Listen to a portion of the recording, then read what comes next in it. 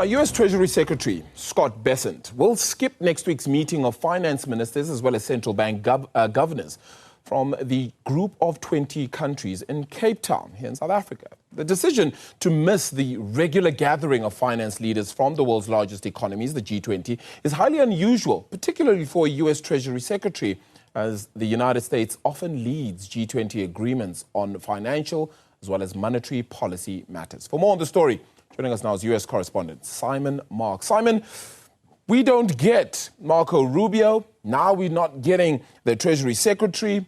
How bad is this?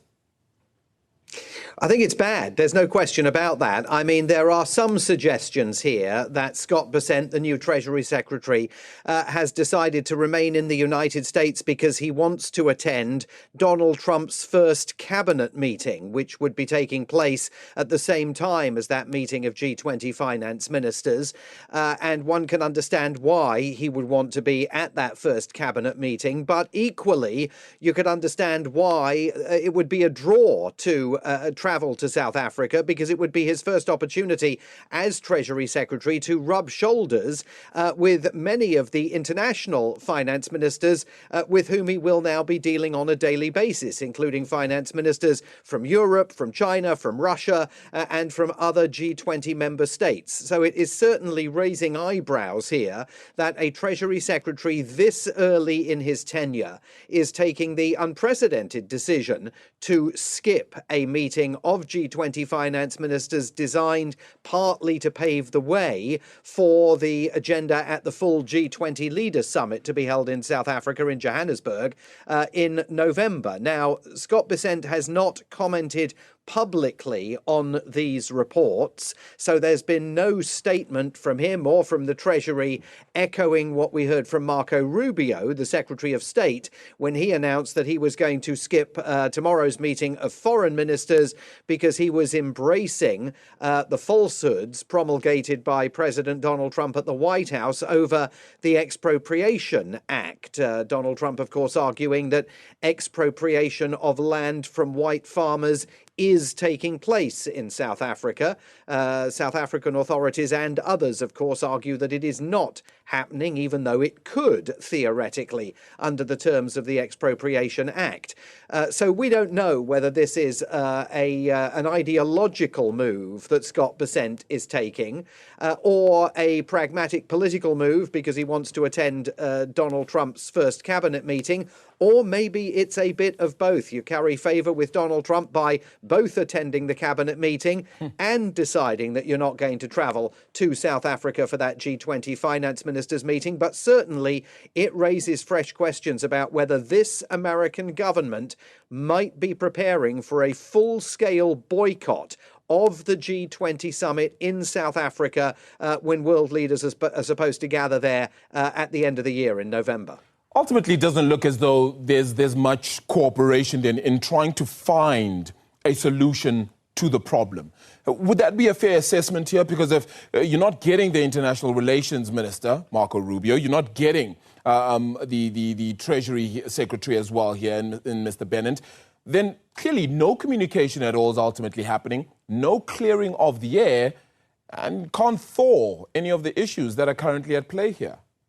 Yeah, absolutely. I mean, it is pretty extraordinary to see the absence of dialogue. And as far as we can tell, there is no meaningful dialogue taking place. Remember that President Cyril Ramaphosa, and through his spokesman, announced that he was going to send a delegation to Washington, D.C. to make representations to the Trump administration and, of course, to members of Congress on Capitol Hill about the situation that is actually occurring in South Africa, as opposed to the situation that the White House and the State Department claims is occurring. Remember also that President Trump offered refugee status for Afrikaner farmers that had their land expropriated. And of course, AfriForum turned around and said that they had noted President Trump's offer, but that Afrikaner farmers themselves, at least those allied with AfriForum, had no desire to leave South Africa and would not be taking the United States